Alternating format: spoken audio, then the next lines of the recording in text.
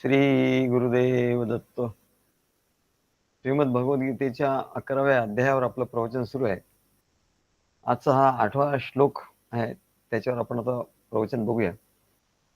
न तु मां शक्यसे द्रष्टुम अनेनैव स्वचक्षुषा दिव्यं ददामि ते चक्षुः पश्य मे योगमेश्वरम्.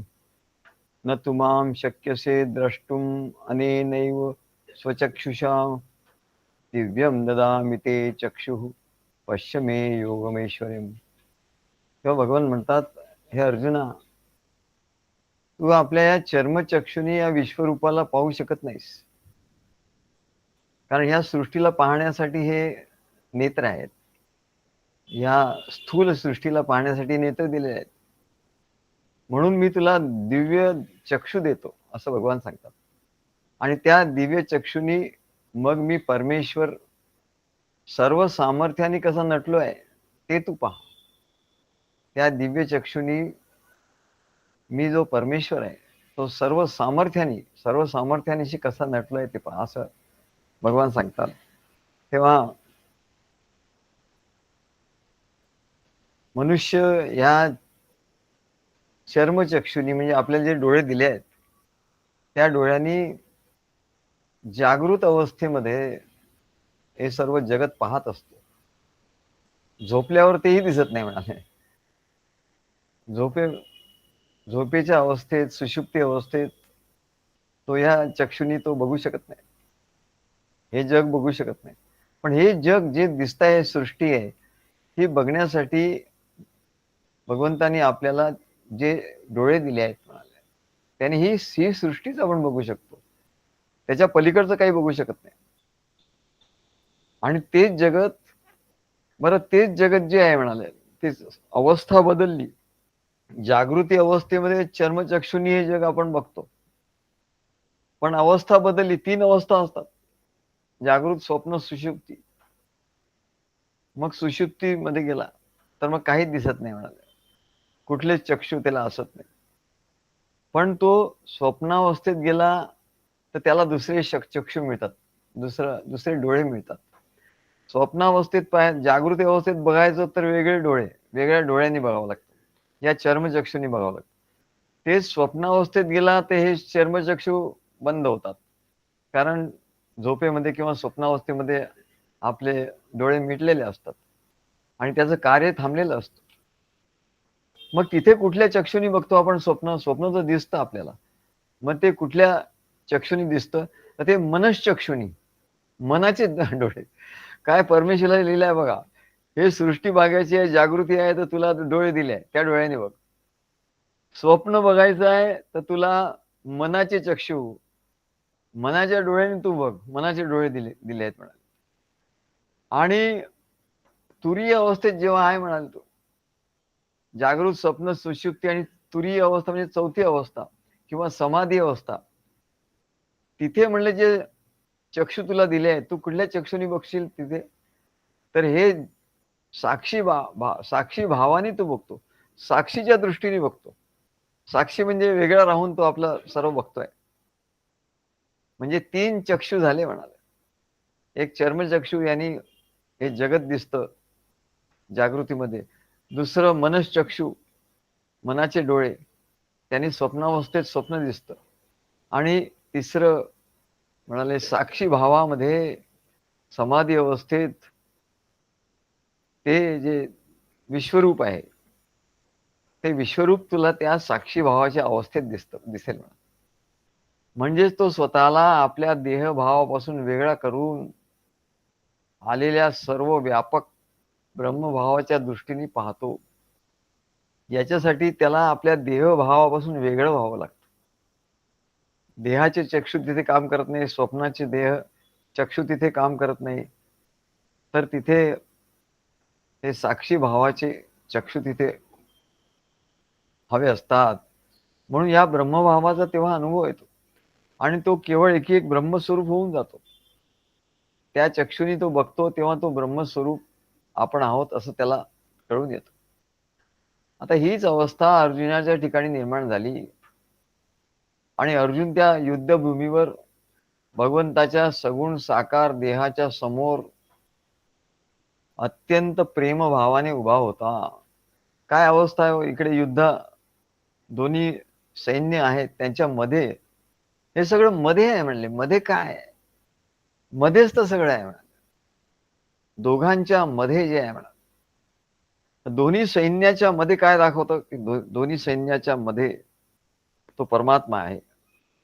तो परमात्मा श्रीकृष्णाच्या रूपाने उभा आहे आणि विश्वरूपाने तिथेच तो आहे म्हणा. तो प्रेमभावाने उभा होता.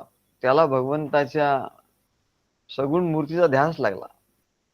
दिव्य दृष्टीने त्याला काय, दिव्य दृष्टी म्हणजे काय ना, ती कशी त्याला प्राप्त झाली अर्जुनाला? तर भगवंताच्या सगुण मूर्तीचा त्याला ध्यास लागलेला होता आणि त्या ध्यासांचं रूपांतर समाधीत झालं. सगुण रूप बघता बघता बघता त्याचं समाधीत रूपांतर झालं. मग ते रूपही त्याला दिसेना. त्या रूपाच्या ठिकाणी अर्जुनाचा देहभाव हरपला आणि तुकाराम महाराजांनी म्हणले, या अवस्थेचं वर्णन तुकाराम महाराजांनी करून ठेवलेलं आहे. कारण तुकाराम महाराज नेहमी विठ्ठलाच्या समोर उभे राहून कीर्तन करत असत आणि त्यांनी हा अनुभव नेहमी घेतला, त्या तुरीय अवस्थेचा, त्या ध्यासाचा आणि त्या दिव्य दृष्टीचा अनुभव त्यांनी घेतला. म्हणून तुकाराम महाराज या अवस्थेचं वर्णन करतात की जे वर्णन बरोबर अर्जुनाला आलेल्या अनुभवाला बरोबर तंतोतंत जुळतं. म्हणजे अर्जुनाने दिव्य दृष्टी मिळाली म्हणजे काय निश्चित झालं. अर्जुनाला दिव्य दृष्टी मिळाली म्हणजे निश्चित काय झालं, निश्चित प्रक्रिया काय झाली हे कुठे दिलेलं नाही आहे म्हणा. काही लोकांनी काही कयास आपले बांधले पण ते काही बरोबर नाही. तेव्हा तुकाराम महाराजांचा जो अनुभव की त्यांचं सगुण रूप त्यांनी विठ्ठलाचं बघितलं आणि त्यांना समाधी लागत असे, तसं अर्जुनाची अवस्था तशीच होती. अर्जुनाच्या ठिकाणी श्रीकृष्णाने दिलेलं ज्ञान होतं आणि ते ज्ञान, त्याचा अनुभव, त्या ज्ञानाने तो सर्व अज्ञान त्याचं नष्ट झालं आणि तो तुरीय अवस्थेत गेला, चतुर्थ अवस्थेत गेला. आणि त्यांनी काय बघितलं म्हणाले, भगवान श्रीकृष्णाच्या ठिकाणी जो अनुभव घेतला तो तुकाराम महाराजांचा जो अनुभव आहे तसाच त्यांनी अनुभव घेतला. रूपी गुंतले लोचन, पायी स्थिरावले मन.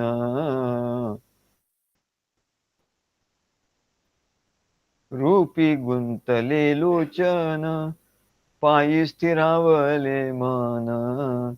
देह भाव हरपला, तुझ पाहता विठ्ठला.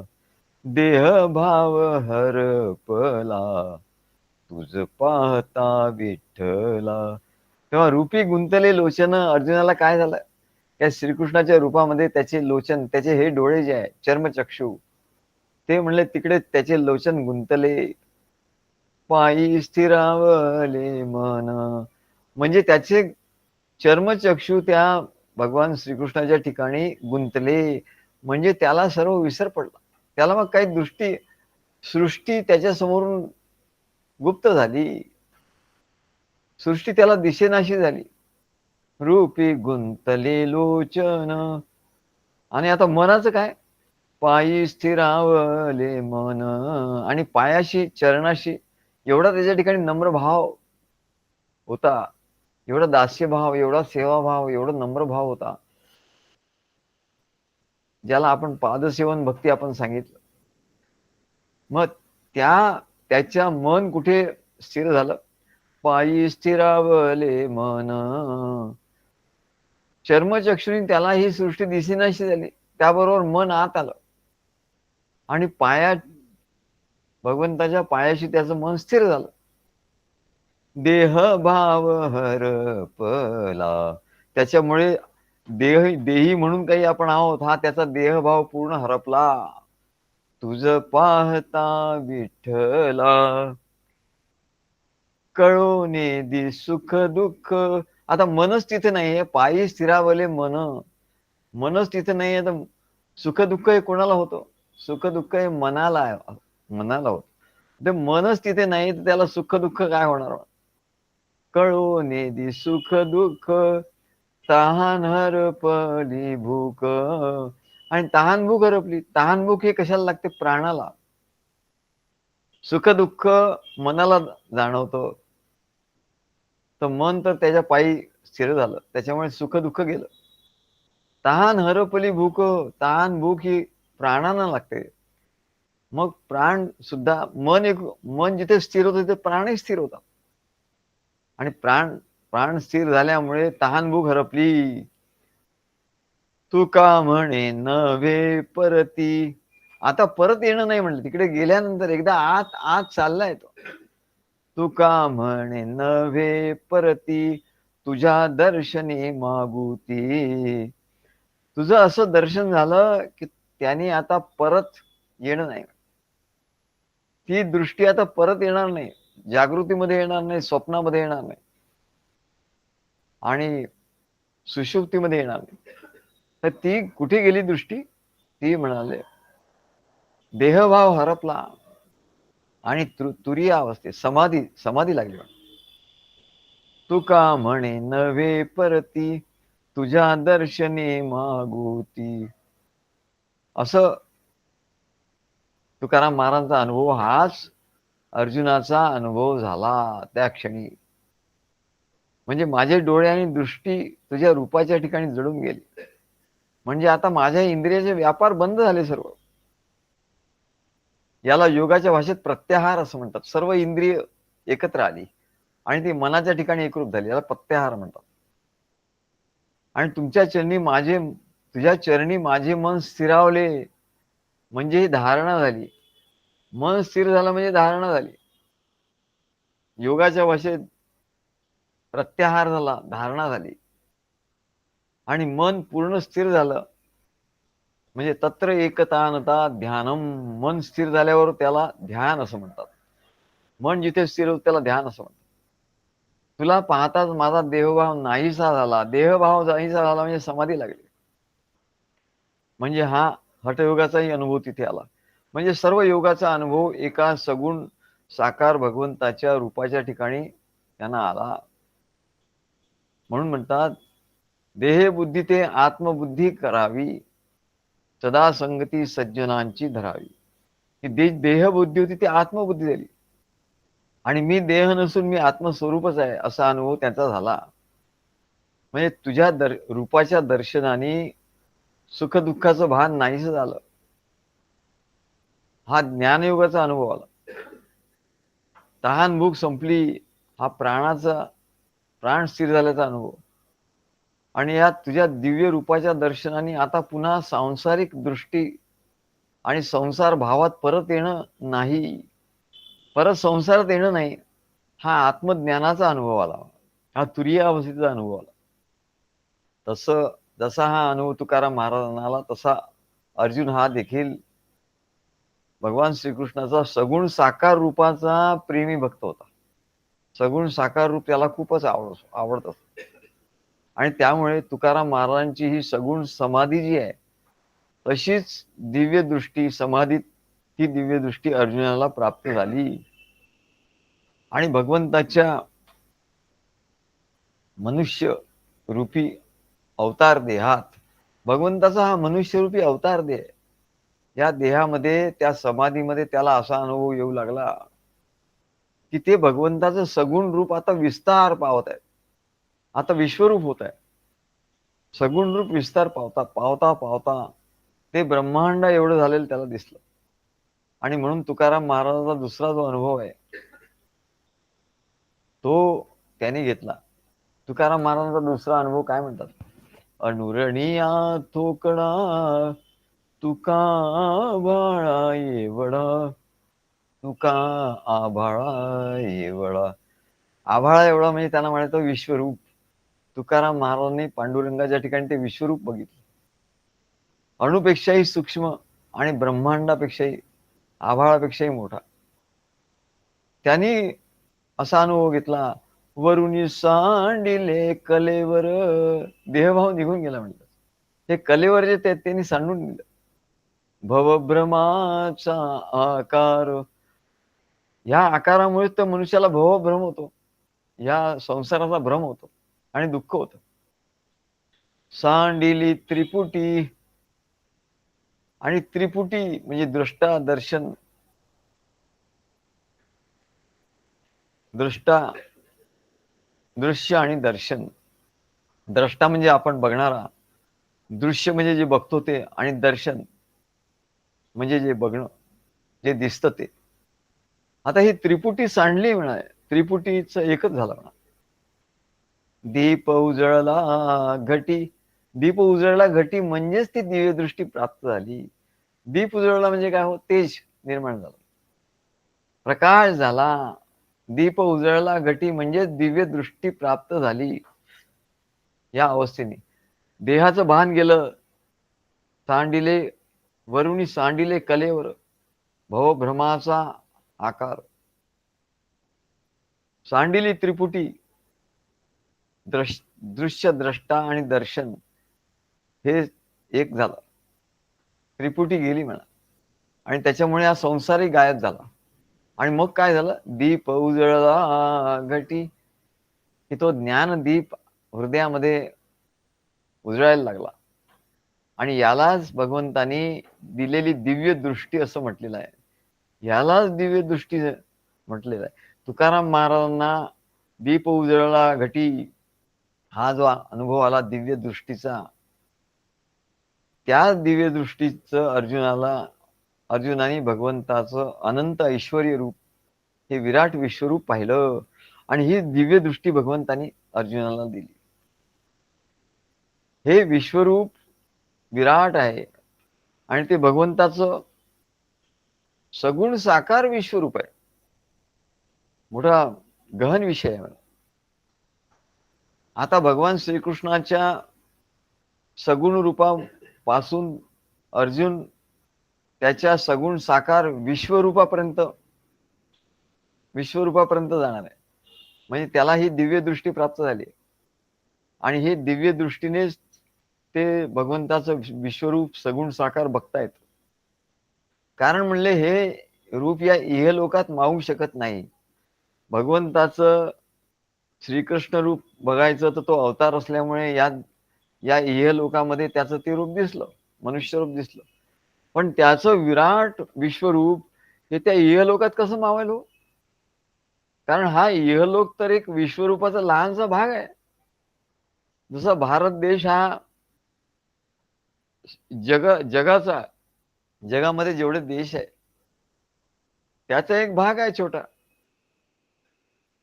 मग या भारतामध्ये जर तुम्ही संपूर्ण जगाचा नकाशा बघायला गेला तर मिळेल का? नाही मिळणार. भारताच्या नकाशामध्ये जगाचा नकाशा मिळणार नाही, पण जगाच्या नकाशामध्ये भारताचा नकाशा मिळेल.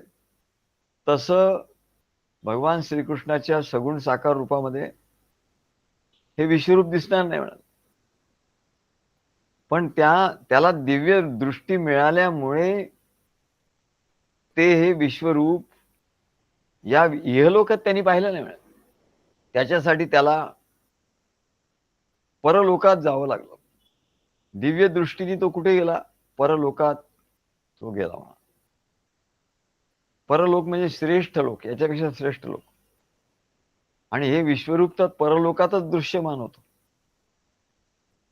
कुठेही ते दृश्यमान होईल असं नाही. ते परलोकात, या इहलोकात ते दृश्यमान होणार नाही. ते परलोकात, कारण इहलोकामध्ये जी सृष्टी आहे त्याच्या कितीतरी पटीने ते विश्वरूप हे मोठं आहे म्हणा. म्हणून ते परलोकात दृश्यमान होतं. कारण परलोक हा दिव्य लोक आहे. आपला हा जो हे जे जगत आहे, हे जे विश्व, हे जे जगत आहे म्हणा, हे जड लोक आहे म्हणा. पण दिव्य ते विश्वरूप आहे ते परलोक आहे, हा दिव्य लोक आहे, दिव्य लोक. आणि म्हणून त्या दिव्य लोकामध्ये दिव्य दृष्टी प्राप्त झाली, तर हे विश्वरूप हे दिसलं त्या अर्जुनाला. आता समजायचं झालं तर जसं जागृती आणि सुषुप्ती याच्यामध्ये संधिकाल आहे. संधिकाल हा खूप महत्वाचा आहे. म्हणून म्हणतात की पहाटे 3:30, 4, 5 पर्यंत उठावं, आणि मग ते त्या का तर तो संधिकाल आहे. म्हणजे संधिकालामध्ये एवढी शक्ती असते की तिथे आपण जप केल्यानंतर त्याचं अनेक पटीने त्याचं पुण्य प्राप्त होतं. त्याची शक्ती असते म्हणून. म्हणजे संधी कालामध्ये शक्ती आहे. तसं म्हणले संध्याकाळ हा संधी काल आहे. तसंच म्हणाले विश्वरूप, तसं जागृती आणि सुषुप्ती याचा मधला संधिकाळ म्हणजे स्वप्नावस्था. जागृतीमध्ये 2 संधिकाल असतात. एक पहाटेचा संधिकाल, सूर्य उगवायचा आहे आणि रात्र रात्र गेलेली आहे, आता सूर्योदय होणार आहे, एवढा हा संधिकाल आहे. आणि संध्याकाळी सूर्य अस्ताला जातोय आणि रात्र यायची आहे, असा हा संधिकाल आहे. या संधिकालामध्ये खूप शक्ती असते म्हणाले. तिथेच परमेश्वराचं स्वरूप तिथे आपल्याला बघता येतं. परमेश्वराचा अनुभव आपल्याला तिथे घेता येतो. हे जसं जागृतीचं झालं मनुष्य देहाच्या दृष्टी, या सृष्टीचं झालं, तसं म्हणले सुषुप्ती आणि स्वप्नावस्था याच्यामध्ये संधिकाल आहे. सुषुप्ती आणि जागृती आणि सुषुप्ती, जागृती आणि झोप याच्यामध्ये स्वप्न आहे. स्वप्न हा संधिकाल आहे. म्हणून तो परलोक असं म्हणतात. परलोकाची सीमा आहे. परलोक नाही आहे तो. स्वप्नावस्था ही परलोक पूर्ण नाही आहे. तर परलोक आणि स्वप्न याच्यामधला सीमारेषा ही आहे म्हणजे स्वप्न. परलोक त्याच्या पलीकडे आहे. स्वप्नावस्था आणि परलोक याच्या मधली जी संधिकाल आहे ती स्वप्नावस्था आहे. आणि ती दिव्य दृष्टीने पाहता येते. त्याला दिव्य दृष्टी लागते. आणि ती दिव्य दृष्टी म्हणजे मनचक्षु. मनचक्षुनी स्वप्न बघता येतं. कारण स्वप्नात आपले डोळे गच्च मिटलेले असतात. त्यांनी स्वप्न पाहता येणार नाही. आपल्या या डोळ्याने स्वप्न पाहता येत नाही. हे डोळे मिटलेले असतात. या डोळ्याचं कार्य बंद झालेलं असतं. तसंच म्हणले जिथे ही 24 तत्वांची प्रकृतीचा लय होतो. 24 तत्वांची जी प्रकृती आहे, 10 पंचमहाभूत, पंचमहाभूत, पंचविषय, पंचज्ञानेंद्रिय, पंचकर्मेंद्रिय आणि 4 मन, बुद्धी, चित्त, अहंकार, हे 24 तत्व. या 24 तत्वाच्या पलीकडे जेव्हा तो साधक जातो, तेव्हा या 24 तत्वाच्या प्रकृतीचा जेव्हा लय होतो, तेव्हा तिथे आणखी एक डोळा येतो. तेव्हा त्याला दिव्य दृष्टी मिळते. तिथे एकटा प्रकृतीचा लय झाल्यावर तिथे एकटा साक्षी उरतो. त्याला साक्षी असं म्हणतात. म्हणजे बघा, जागृतीमध्ये संधिकाल, जागृतीमध्ये चर्मचक्षुनी आपण बघतो, स्वप्नामध्ये मनश्चक्षुनी बघतो, आणि 24 तत्वांच्या प्रकृतीचा जिथे लय होतो ज्ञानाने, तिथे एकटा साक्षी उरतो. आणि ती साक्षी म्हणजे बघणारा, तो त्याची दृष्टी वेगळी असते. तो आत्मा साक्षी म्हणजे आत्म्याची दृष्टी. साक्षी म्हणजे काय? आत्म्याला बघायचं. आत्मा बघतो स्वतः, तेव्हा त्याला साक्षी असं म्हणतात. आत्म्याची जी दृष्टी आहे त्याला साक्षीत्व असं म्हणतात. आणि तो या 24 तत्वांच्या प्रकृतीचा जेव्हा लय होतो त्याला प्रकृती लय असं म्हणतात. तिथे तो साक्षी उरतो आणि तो साक्षी बघतो. मग तो साक्षी काय बघतो? तिथे तर प्रकृतीच नाहीये, तिथे तर कुठलंच तत्व नाहीये. मग साक्षी जेव्हा बघायला जातो तेव्हा म्हणले तिथे निर्गुण निराकाराला तो बघू शकत नाही. साक्षी हा निर्गुण निराकाराला बघू शकत नाही. कारण निर्गुण निराकार बघण्यासारखं काही नाहीये. मग एकीकडे निर्गुण निराकार परमात्मा आणि एकीकडे सगुण साकार विश्वरूप, याच्या मधला जो आहे म्हणाले त्याला साक्षी असं म्हणतात. आणि हे साक्षीची दृष्टी म्हणजे आत्म्याची, आत्मा साक्षी म्हणजे आत्म्याची दृष्टी. ही जी आत्मदृष्टी आहे, आत्म्याची दृष्टी आहे, तीच म्हणाले या संधी कालामध्ये त्या विश्वरूपाला बघू शकते. याला दिव्य दृष्टी असं म्हणतात. असा आम्हाला शोध लागला. तिथे प्रकृतीच राहत नाही, प्रकृतीचा अंत होतो, दृश्याचा अंत होतो. निर्गुण निराकार परमात्म्यात अजून गेलेलं नाहीये, अजून दिवस उजाडलेला नाहीये, परंतु झुंजू झालेला आहे. तसं म्हणाले अजून निर्गुण निराकार परमात्म्यात लय झाला नाहीये.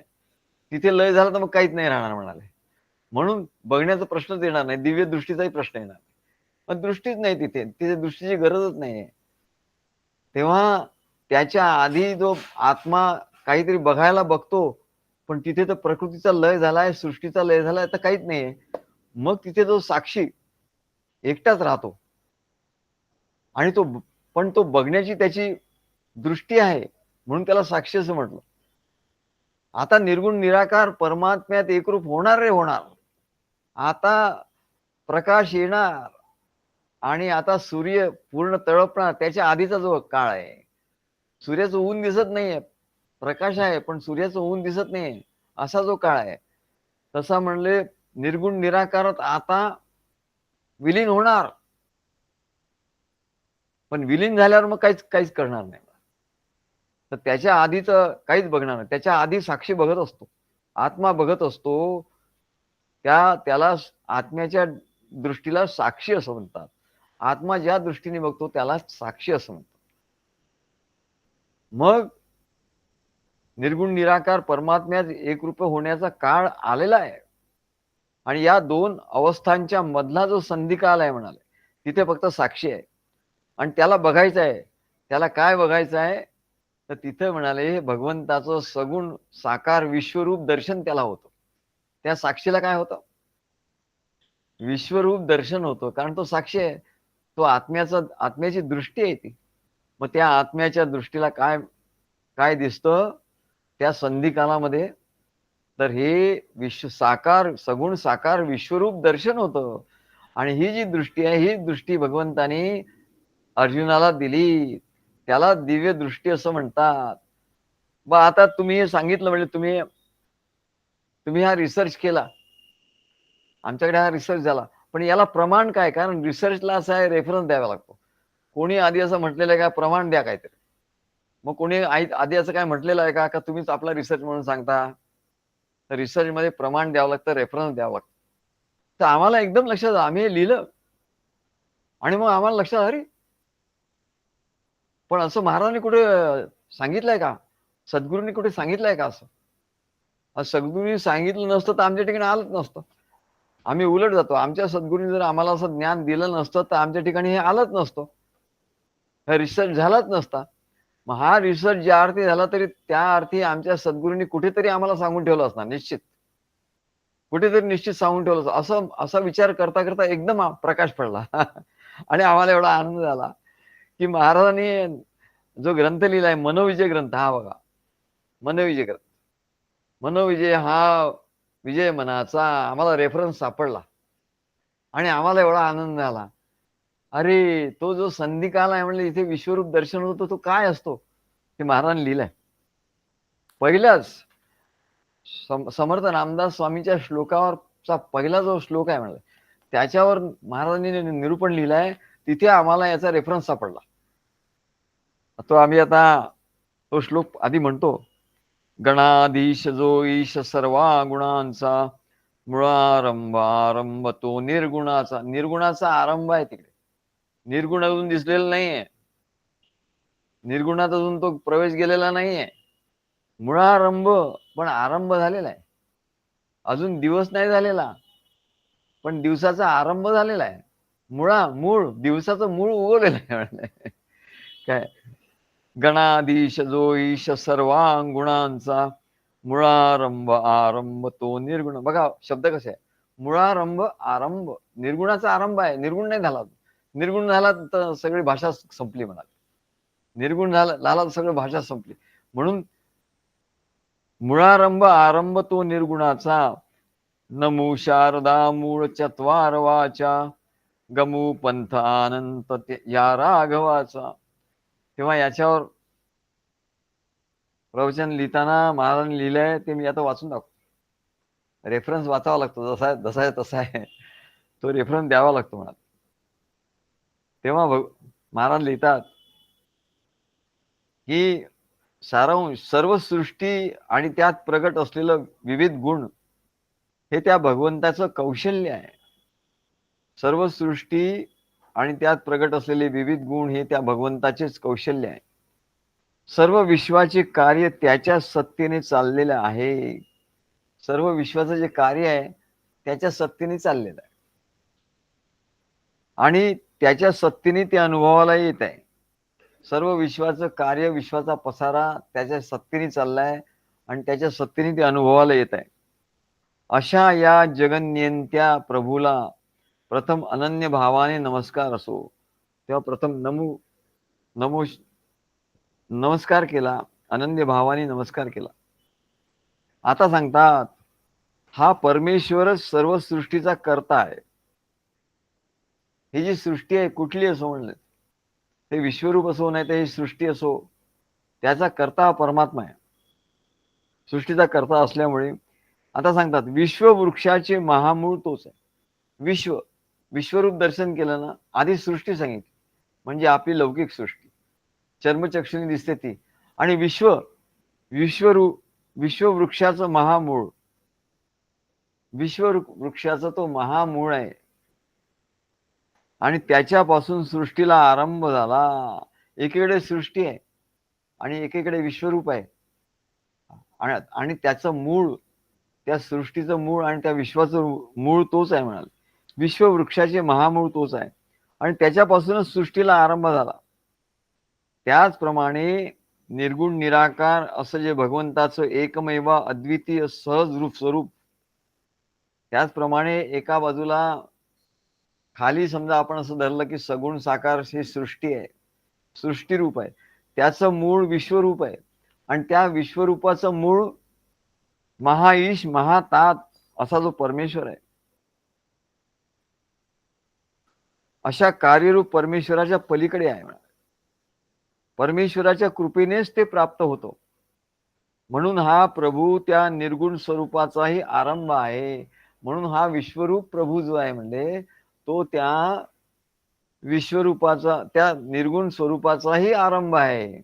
आरंभ तो निर्गुणाचा. निर्गुण स्वरूपाला तिथून निर्गुण स्वरूपात जाण्याची सुरुवात होते म्हणाल. निर्गुण, त्याचप्रमाणे निर्गुण निराकार असे जे भगवंताचे एकमेव अद्वितीय सहज स्वरूप ते या महामूळ महाईश महातात, बघा काय म्हटलंय, महामूळ महाईश महातात अशा कार्यरूप परमेश्वराच्या पलीकडचे आहे. निर्गुण निराकार स्वरूप हे त्या विश्वरूप परमात्म्याच्या पलीकडचं आहे. कारण विश्वरूप परमात्मा हा सगुण आहे. परत विश्वरूप परमात्मा हा सगुण आहे आणि निर्गुण निराकार त्याच्या पलीकडे आहे. परंतु या सगुण साकार विश्वरूपाला काय म्हणतात, महामूळ महाईश आणि महातात असं म्हणतात. पद्मनाभाचार्य स्वामींनी सुद्धा श्रीहरीला, त्यांच्या तिकडे आम्ही मठात गेलो होतो तिथे त्यात लिहिलंय महामूळ महाईश महातात.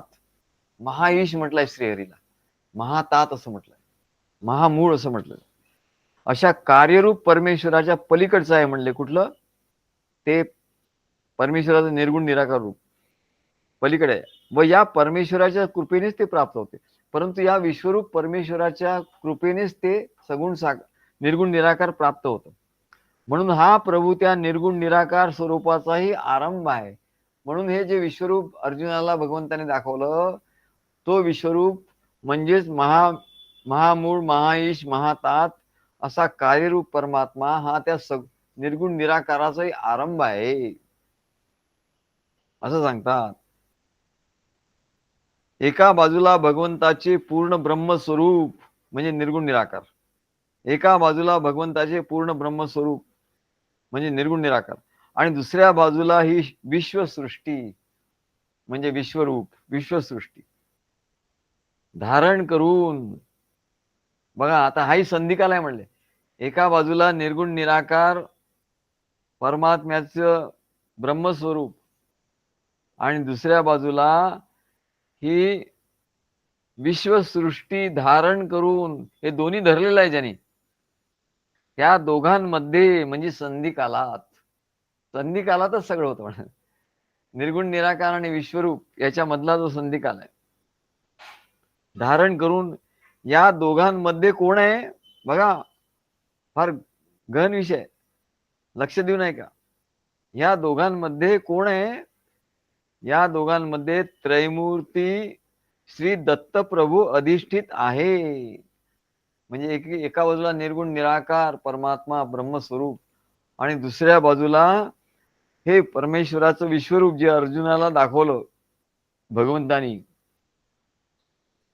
या दोघांच्या मध्ये त्रैमूर्ती दत्तप्रभू या दोघांनाही धारण केलंय. त्रैमूर्ती भगवान दत्त गुरुनी निर्गुण निराकाराला आणि विश्वरूपाला धारण केलाय, त्याच्यामध्ये ते आहेत. आणि यालाच ओम म्हणतात, यालाच गणपती गजानन म्हणतात. आणि आणखी आश्चर्य म्हणजे हाच मनुष्य रूपाने श्री सद्गुरु म्हणून अवतरला आहे. सगळ्यात महत्वाचं काय, हाच जो दत्त गुरु आहे, एकीकडे निर्गुण निराकार, दुसरीकडे सगुण साकार विश्वरूप, आणि यांच्यामध्ये जो आहे भगवान त्रैमूर्ती दत्त प्रभू अधिष्ठित आहे.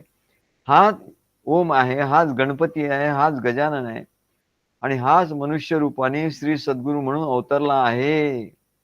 श्री सद्गुरु म्हणून अवतरला आहे. या श्री सद्गुरूला नमस्कार असोत. या श्री सद्गुरूला नमस्कार असो. आता या परमेश्वराचं स्वरूप ज्या शब्दशक्तीने वर्णन करता येतं ती शारदा आहे म्हणजे, आणि ती वैखरी मध्यमा परा पश्यंती अशी आहे असं वर्णन करतात. तेव्हा आमचा रिसर्च त्याला रेफरन्स मिळाला होणार आहे. काय रेफरन्स मिळाला? पहिलं म्हणजे संधी कालात असतो दिव्य दृष्टी. विश्वरूप हे संधी कालात असतं. म्हणजे एकीकडे निर्गुण निराकार, एकीकडे विश्वरूप, एकीकडे सृष्टीरूप, याच्या संधी कालामध्ये विश्वरूप आहे. आणि त्यामध्ये काय, दत्त गुरु आहेत आणि तेच सद्गुरू आहेत. सद्गुरु रूपाने तेच भेटतात असं म्हणतात. तेव्हा आणि हे बघण्यासाठी जे दिव्य दृष्टी, जे म्हणजे ज्ञानदृष्टी असते, ती सद्गुरू देतात. आणि अशी दिव्य दृष्टी त्या अर्जुनाला भगवंताने दिली, म्हणून त्याने ते विश्वरूप बघितलं. अर्जुनाने ते भगवंताचं विश्वरूप विराट स्वरूप बघितलं असं आहे. म्हणून जे वर्णन केलं की गणाधीश जो ईश सर्वा गुणांचा, मुळारंभारंभ जो निर्गुणाचा, नमो शारदा मूळ चत्वार वाचा, गमू पंथानंत या राघवाचा. म्हणजे एकीकडे निर्गुण निराकार ब्रह्मस्वरूप आणि दुसरीकडे सगुण साकार सृष्टीरूप, या दोहोंच्या मध्ये साकार श्री दत्तप्रभू स्थित आहेत. तेच भगवंताचं विश्वरूप आहे. ते दत्तप्रभू म्हणजेच भगवंताचं विश्वरूप. आणि भगवंताने दिलेल्या ज्ञानाने अर्जुनाच्या ठिकाणी भगवंताने जे ज्ञान दिलं ते म्हणजे अर्जुनाच्या ठिकाणी प्रकृतीचा लय झाला, आणि प्रकृतीचा लय झाल्याबरोबर त्यांनी त्या संधी कालात प्रवेश केला आणि भगवंतानी त्याला साक्षीत्वाची दिव्य दृष्टी दिली. तीच ही दिव्य दृष्टी आहे म्हणत. यानेच अर्जुनाने ते निर्गुण निराकार परमात्म्याचं सगुण साकार विश्वरूप दर्शन घेतलं. असं आम्ही जे आधी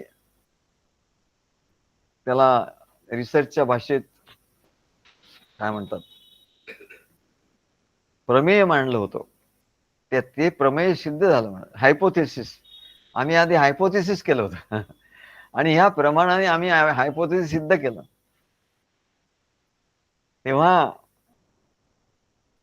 अशी दिव्य दृष्टी भगवंतानी अर्जुनाला दिली. आता दिव्य दृष्टी म्हणजे काय, संधिकाल म्हणजे काय, चर्मचक्षु आणि स्वप्नात मनश्चक्षु आणि साक्षीत्वाचे दिव्य चक्षु, दिव्य दृष्टी म्हणजे काय, हे सगळं बहुतेक सगळ्यांना समजलं असेल असं आम्ही गृहीत धरतो.